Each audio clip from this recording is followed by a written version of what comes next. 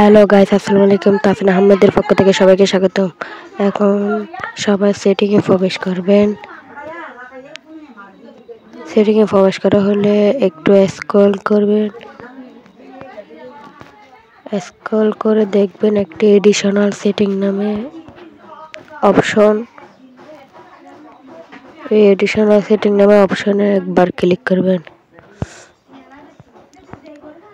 Click করে যদি এখানে কোনো ডেভেলপার অপশন না পান তাহলে ব্যাক দিবেন।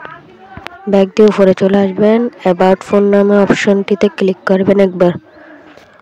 আবারও দেখিয়ে দিচ্ছি, অ্যাবাউট ফোন নামে অপশনে ক্লিক করবেন।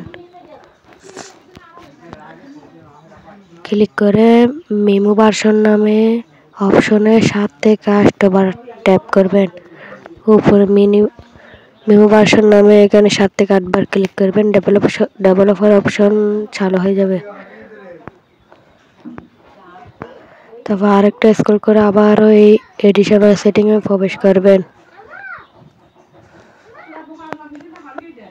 এই এডিশনাল সেটিংয়ে প্রবেশ করবেন।